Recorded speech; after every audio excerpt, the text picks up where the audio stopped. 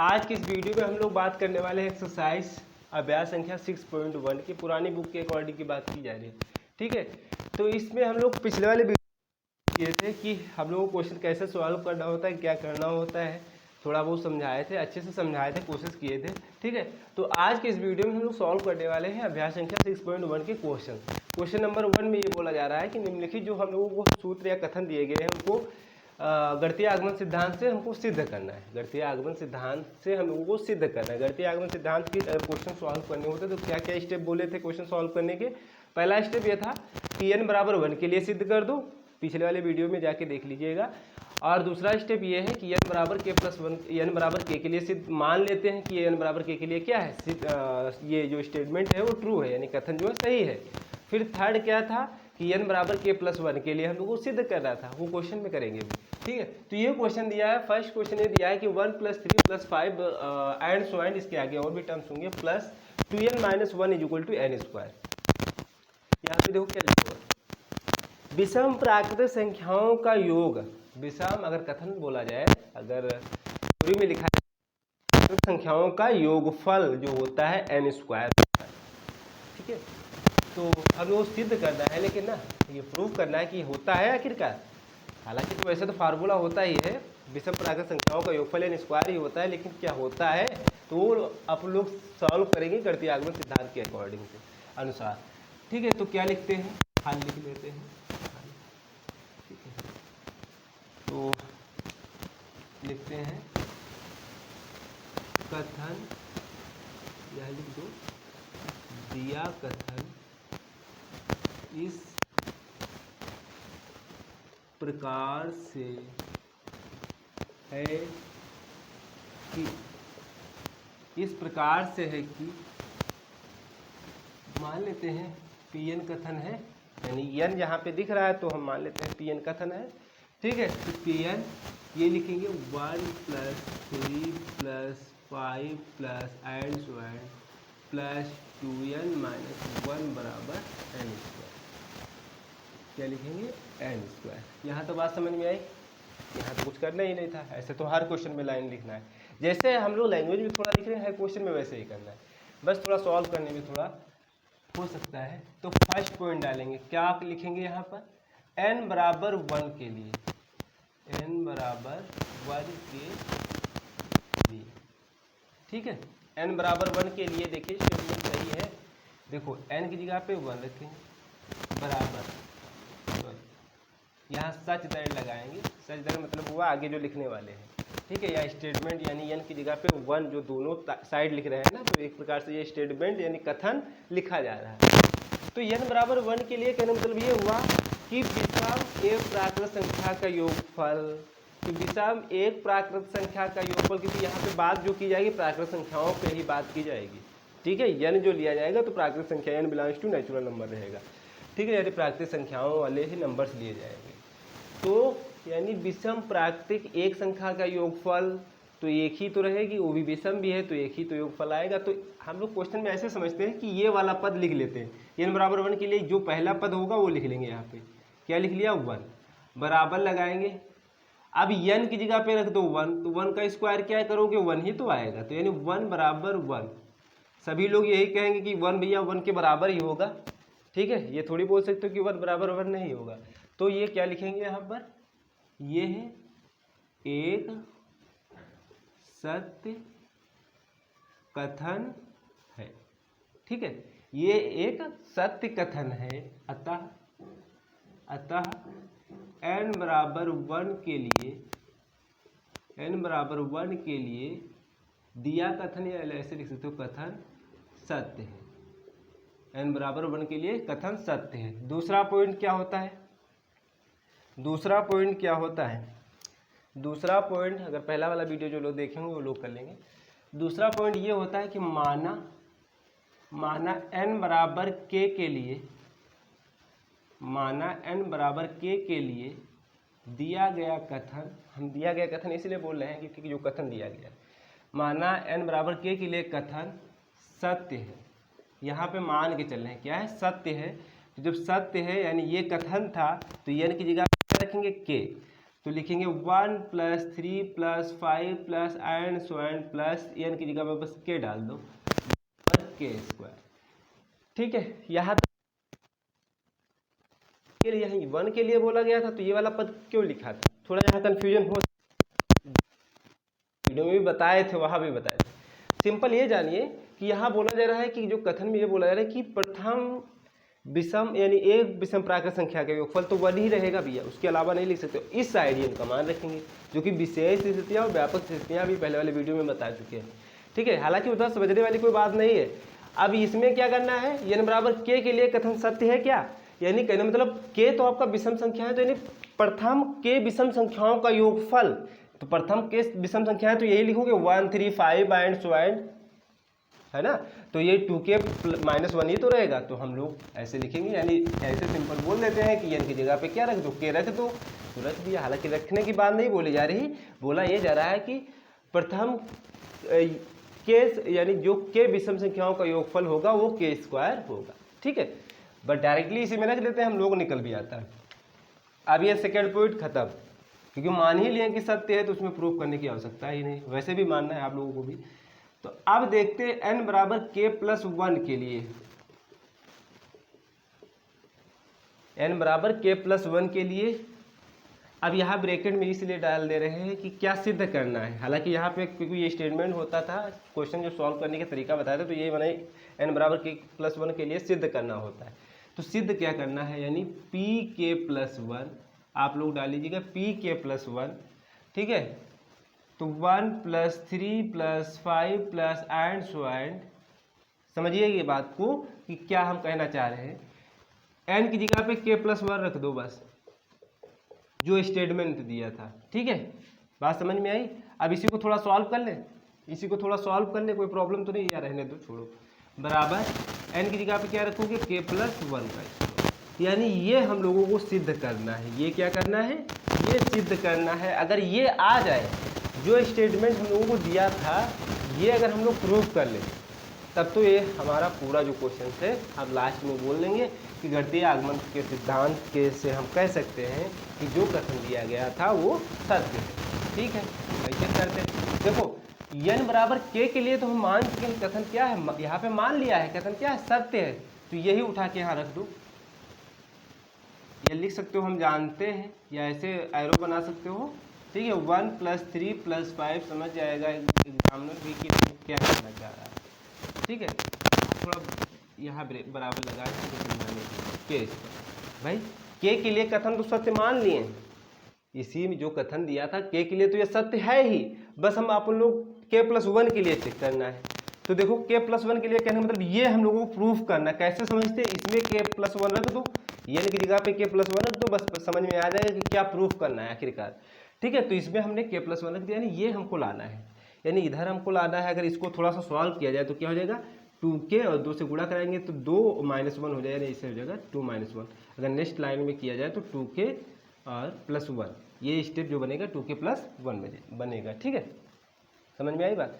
अब देखो यहाँ पे समझिएगा, यहाँ भी क्वेश्चन में भी हम लोग ये करते हैं, एक तरीके से ये कह सकते हो, क्वेश्चन में भी ये करते हैं कि इसके आगे वाला टर्म्स क्या आएगा, इसके आगे वाला टर्म्स क्या आएगा भाई, 2k - 1 के आगे वाला टर्म्स क्या आएगा, अगर सोचा जाए तो ये आएगा 2k+1। कैसे आएगा वो भी बता दे रहे। देखो कहने का मतलब ये हुआ, जब k के आगे वाला टर्म्स k+1 आता है, k के आगे वाला टर्म्स क्या आता है, k+1। अब 2k - 1 के आगे वाला टर्म्स आएगा 2k+1। कैसे, देखो k की जगह पे अगर रख के देख लो, जैसे यहाँ रखे थे वैसे ही आएगा, कोई प्रॉब्लम वाली बात नहीं।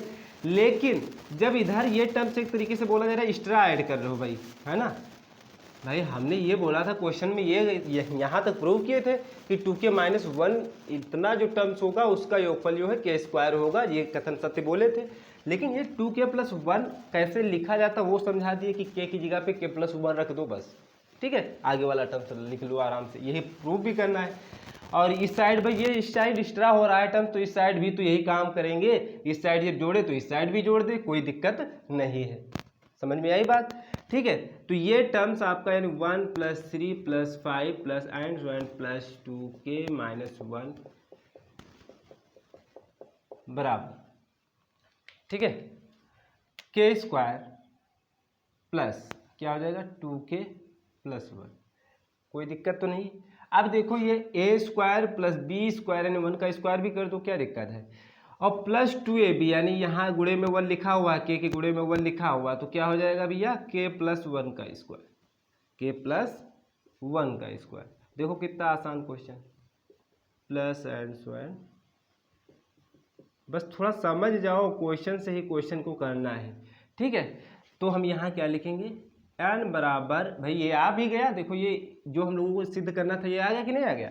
तो n बराबर यह लिख देंगे k + 1 के लिए कथन सत्य है। क्या है, सत्य है। यहाँ तक बात समझ में आई। अतः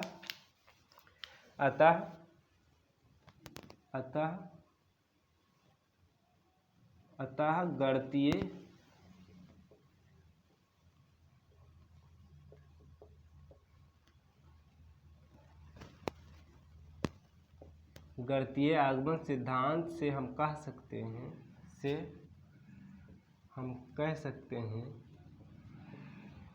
क्या कह सकते हैं, कह सकते हैं कथन सभी प्राकृत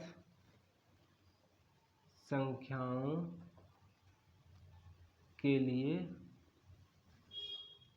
सत्य है। क्या है, सभी प्राकृत संख्याओं के लिए सत्य है। या यही जो वर्ड लिखा है प्राकृत संख्याओं के लिए, तो ब्रैकेट में ये भी लिख सकते हो, यानी small n belongs to capital N. कहने मतलब n जो कैपिटल एन लिखा जाता है वो प्राकृत संख्याओं को भी नोटेशन होता है, प्रतीक होता है, ठीक है। तो ये क्वेश्चन अपन का हो गया, क्वेश्चन नंबर 1 का फर्स्ट पार्ट। समझ में आया होगा क्वेश्चन। अगर नहीं समझ में आया, वैसे समझने वाली कोई ज़्यादा विशेष है नहीं, दिक्कत है मेरे ख्याल से।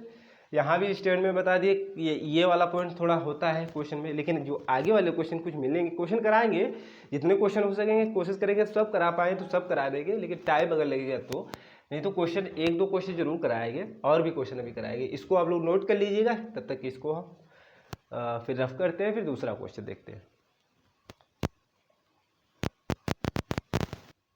अब अपन लोगों का जो नेक्स्ट क्वेश्चन है, क्वेश्चन नंबर 1 का जो सेकंड पार्ट है वो भी करा दे रहे हैं। देखो कोशिश करेंगे सब क्वेश्चन कराने की, लेकिन अभी देख लीजिएगा 2-3 क्वेश्चन तो मिल ही जाएंगे जल्दी में, वहाँ देख के अगर सॉल्व कर लीजिएगा, नहीं सॉल्व करते तो सब करा देंगे।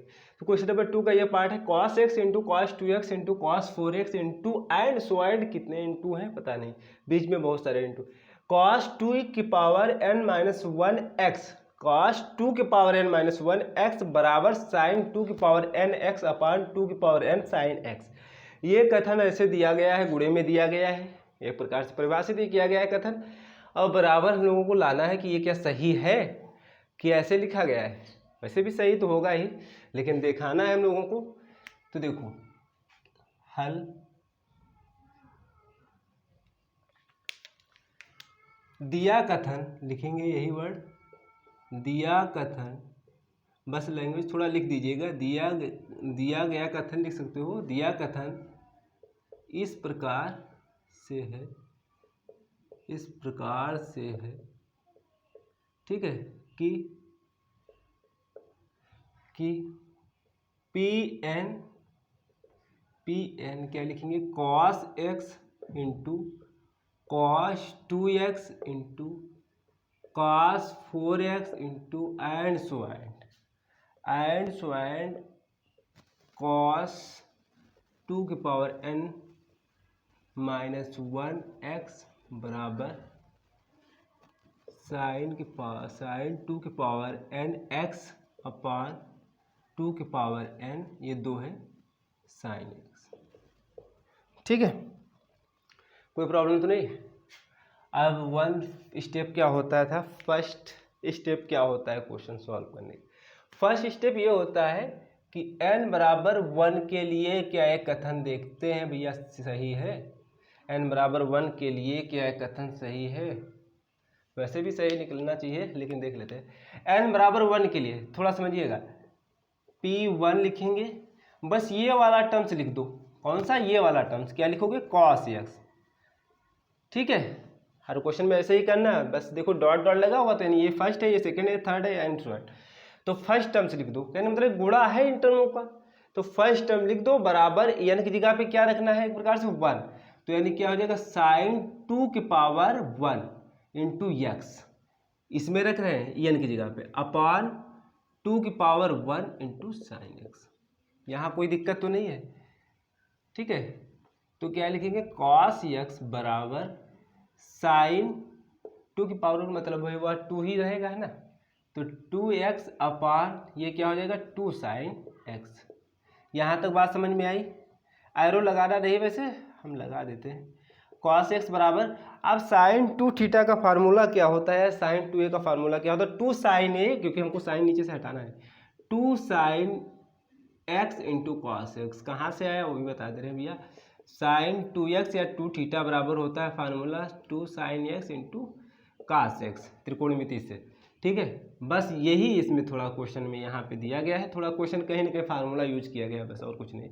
ये दो इससे कैंसिल हो जाए, साइन x से कैंसिल हो जाएगा। तो कॉस एक्स बराबर क्या गया भैया, कॉस एक्स बराबर क्या गया, कॉस एक्स फलन है तो क्या बात हुई, वहाँ पे नंबर्स मिले थे, यहाँ पे फलन मिले तो क्या दिक्कत है, लेकिन फलन दोनों क्या है, सेम ही तो है। कॉस यहाँ भी दिख रहा है, कॉस यहाँ भी दिख रहा है, कोई अलग थोड़ी दिख रहा है, तो आपस में बराबर तो कह ही सकते हैं। तो ये कथन क्या बोला जाएगा, यह एक सत्य कथन है, यह एक सत्य कथन है। अतः n बराबर 1 के लिए कथन सत्य होगा, या होगा नहीं लिखेंगे, फिर चले जाएंगे फ्यूचर टेंस में। कथन सत्य है, प्रेजेंट में बताओ इसको, ठीक है। अब सेकेंड पॉइंट क्या रहेगा, सेकेंड पॉइंट क्या रहेगा, मान लेंगे, क्या मान लेंगे, माना n बराबर k के लिए दिया गया के लिए कथन सत्य है, क्या लिखेंगे, सत्य है। तो k के लिए क्या कथन लिखोगे भैया, पी के, n की जगह पे k रख दो, क्या हो जाएगा cos x into cos 2x, वही उतार डालो, 4x यहाँ रहेगा, 4x and so and cos 2 की पावर k माइनस 1x बराबर, यही n की जगह पे बस k रख दो, साइन 2kx पावर 2kx अपान 2 की पावर k साइन। ये हमने मान लिया है, क्या कर लिया है, ये मान लिया है। अब अपन को प्रूफ करना है थर्ड पॉइंट में प्रूफ करना है कि n बराबर k प्लस 1 के लिए दिखाओ कि ये स्टेटमेंट सही है, ठीक है। तो n बराबर 1 के लिए यानी k प्लस 1 के लिए अब हम लोग चेक करने जा रहे हैं, क्या प्रूफ करना है, थोड़ा ब्रैकेट में लिख दें, फिर हमको रफ करना पड़ेगा, इसी साइड कर देंगे। यहाँ देखो प्रूफ क्या करना है वो समझ लो, कहाँ से समझते हैं, समझते एक्चुअली में यहीं से, n की जगह पे k प्लस 1 रख दो, n की जगह पे क्या रख दो, k प्लस 1 रख दो, तो क्या हो जाएगा pk प्लस 1। भाई यही हमारा कथन था, यही कथन था, ठीक है। तो अगर हम n बराबर k प्लस 1 रखो तो यदि जो आए अभी प्रूफ करेंगे, जो लिखेंगे वही प्रूफ करेंगे, कैसे प्रूफ करेंगे वो भी बताएंगे। हालांकि पिछले क्वेश्चन में बता चुके हैं, क्या लिखेंगे cos x cos 2x cos 4x and so and, और cos 2 की पावर n माइनस 1 है, तो n की जगह पे क्या रखना है, k प्लस 1 माइनस 1 वहाँ से लिखा है, फिर x लिखेंगे, गुणे में x लिखा है 2k, ठीक है, बराबर साइन क्या लिखा है 2 की पावर n की जगह पे क्या रखना है k प्लस 1x अपान क्या हो जाएगा 2 की पावर k प्लस 1 और क्या लिखेंगे साइन। यानी अपन को ये प्रूफ करना है, ये वाला, ये स्टेटमेंट अगर हम लोग प्रूफ कर लें तो भैया हम लास्ट में बोल देंगे कि ये कथन जो है सत्य होगा। अब देखो स्पेस वाला थोड़ा प्रॉब्लम रहेगी, तो समझिएगा कि यहाँ से कोशिश तो करेंगे बहुत कि आ जाए, इसी में रफ ना करना पड़े। देखो हमको ये तो पता हो गया ना n बराबर k के लिए कथन सत्य है, तो ये वाला पूरा स्टेटमेंट हम लिख सकते हैं यहाँ पर। भाई n बराबर k के लिए हम लोग जानते हैं कि क्या है, कथन सत्य है, मान भी लिए थे क्योंकि हर क्वेश्चन में करना है, कथन क्या है, सत्य है। जब कथन n बराबर k के लिए सत्य है तो यही छाप लो, यहाँ पे क्या लिखोगे cos x cos 2x and so and, आगे वाला टर्म्स हम नहीं लिख रहे हैं, थोड़ा स्पेस मिल जाएगा। फिर लास्ट वाला टर्म्स लिख दे रहे हैं cos 2k माइनस 1 यानी 2, सॉरी हाँ ठीक है, 2k माइनस 1x बराबर ये रहेगा आपका साइन 2kx अपान 2k यानी 2 की power k x sine x। ठीक है, यहाँ कोई प्रॉब्लम तो नहीं है। अब देखो, अब यहाँ लिखते हैं cos x cos 2x cos 4x भी लिख लो, नहीं तो कुछ डाउट हो जाएगा। cos 2k minus 1x। अब देखो, अभी बराबर में क्या लिखोगे, देखो बराबर में यहाँ तो स्पेस मिलेगा नहीं, यहाँ बराबर में यही वाला टर्म लिख देते हैं साइन 2 की पावर के एक्स अपान 2 की पावर के साइन एक्स। आप लोग इतना तो समझदार हैं ही। ठीक है, अब आगे वाला टर्म्स क्या आएगा वो हम लोग थोड़ा माइंड में सोचते हैं, आगे वाला टर्म्स क्या आएगा, और गुणे में ही आएगा। क्या आएगा, गुणे में ही आएगा। लेकिन ये हम लोग, अच्छी बात ये है ना लिखो तो बेहतर है, अच्छी बात ये है कि ना लिखो तो बेहतर है, लेकिन लिख दिया तो कोई प्रॉब्लम नहीं, क्योंकि यहाँ पे देखो दिख नहीं रहा है, ये वाला टर्म्स दिख नहीं रहा है। अब इसको सॉल्व करोगे, अभी इसको सॉल्व करोगे तो कॉस कितना हो जाएगा, 1 1 कैंसिल हो जाएगा, यानी 2 की पावर के एक्स ये आएगा। ठीक है, तो ये आगे वाला टर्म्स भी यही आना चाहिए, कॉस 2kx आएगा भी k माइनस 1, यानी k अगर मान के चलो 9 है, अगर मान लीजिए k 9 है, उसके पहले वाली संख्या क्या होगी, 8 ही तो होगी। अगर 9 माने तो 9 माइनस 1 करेंगे तभी तो 8 होगी, तो कहने मतलब आगे वाली संख्या क्या होगी, तो k होगी। समझ में आई बात। या ऐसे भी बोल सकते हो, आगे वाले टर्म्स निकालने का तरीका ये है, k की जगह पे k प्लस 1 रख दो, बस k प्लस 1 रख दोगे तो क्या हो जाएगा, 2 के पावर k की जगह पे k प्लस 1 रखोगे तो माइनस 1 और x तो रहेगा ही, ये 1 1 कैंसिल हो जाए, ये बराबर अब लगा हुआ है। ठीक है, बात समझ में आई। तो यहाँ जो आया टर्म्स, तो cos 2 की पावर के x एक्स्ट्रा आ गया भाई, यहाँ क्या आ गया, एक्स्ट्रा आ गया, यही तो काम हुआ है। यहाँ जो टर्म्स आया है वो क्या आ गया है, यहाँ पे आ गया है, एक्स्ट्रा आ गया टर्म। ठीक है, क्लियर हुई बात। ठीक है, अब देखो जब ये एक्स्ट्रा है तो भैया यहाँ गुणे में लिख रहे हैं तो इस साइड भी मैं गुणा लिख दूँ, गुणा लगा दो, cos 2 के पावर के एक्स लिख लीजिएगा, हो सकता है दिख ना रहा हो, यानी यहाँ पे ये लिखा है cos 2k इंटू एक्स, 2 की पावर k इंटू एक्स, यानी भाई जो नया काम यहाँ हो रहा वही यहाँ पे लिखा हुआ। पिछले वाले क्वेश्चन में जोड़े थे, इसमें गुणा कर दिए, क्या दिक्कत है, जो बीच में हम लोगों को संक्रियाएं दी गई उस हिसाब से काम करेंगे।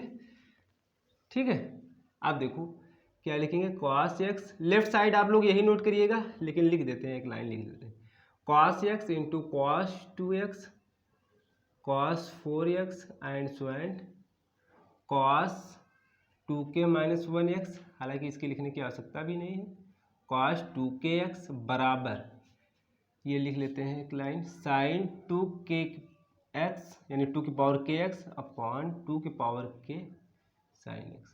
ये क्या लिखा था, cos 2k, फिर नहीं आया, ये 2k, 2 की पावर में kx है। ठीक है, यहाँ तक कोई डाउट तो नहीं होना चाहिए।